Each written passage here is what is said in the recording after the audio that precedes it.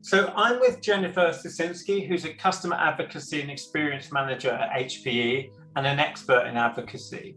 And we're going to be talking about customer marketing versus customer advocacy.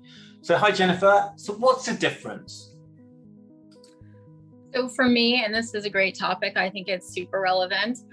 For me, customer marketing is about the actual content. So finding customers that are able and willing to create case studies with you, speak at events, be part of a blog.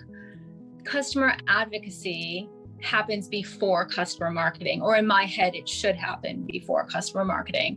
Customer advocacy is about what you're giving back to the customers, how you're giving them their seat at the table, whether it's from an advisory board seat or focus groups and betas to make your product better, how you're educating them about the product, how you're making them more successful in their space, not just professionally tied to their company, but really, where do they want to go? What is the next step in their business career that they want to get to? How do you help them get there?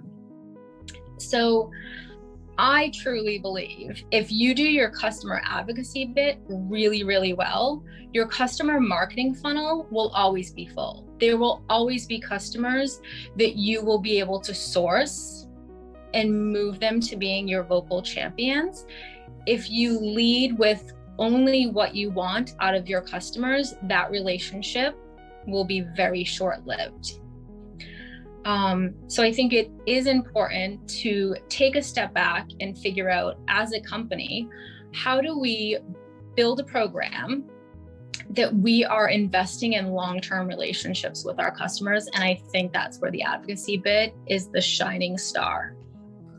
I think that's so interesting and so true. It seems like some people do confuse their advocacy programs and have them as customer marketing programs, and they don't go for that long-term approach, that relationship building, almost making it a one-way street, where it's about what they can get from their advocates, not what they can give their advocates. So how do you go about doing that in your community? How do you build that relationship, if it is a relationship, right? I think it's about being honest and transparent with all your stakeholders internally, going into it saying, this is not a set it and forget it program. I want to collaborate with you. I want to set you up for success, and I want to set our customers up for success. So how do I marry you guys? How do I create a playing field where you both feel comfortable speaking to each other? Because I think that's a common misconception, that when product teams and engineering teams talk to customers are going to expect whatever we talk about to come into play. I think it's about, being transparent with customers, saying we can have these conversations. It doesn't mean it's going to come into the roadmap.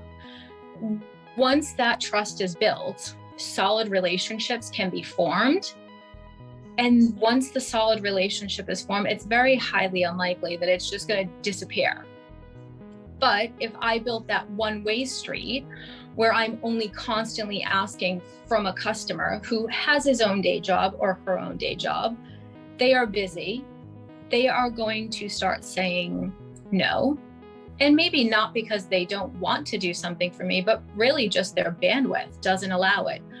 But when I make it a two-way street and I'm leading with giving to them, when these opportunities arrive for a focus group, a beta, maybe a whiteboard session because we're trying to discover new features we'd like to roll out, they actually want to make time to join those sessions.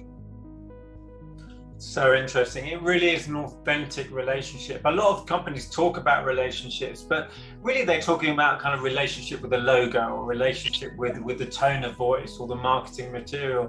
This sounds like a real relationship that you're forming with customers, which is really interesting. And how do you think that relates to kind of influencers and that world of influence in terms of, mobilizing an advocate versus paying for an influencer? I think it's pretty simple. I think that for me, it's the more human of the two. I'm getting to know the people that use our product on a day-to-day basis. I want all of my internal teams to get to know those people. Influencers are great. They don't use your product every day. They can't talk to the intricate details of using certain features, where an advocate can, because that's what they do every single day. Yeah, absolutely. That is so interesting. We're about to run out of time, but Jennifer, thanks so much. That's a really great insight into what you do and the world of advocacy. Thank you. Thank you.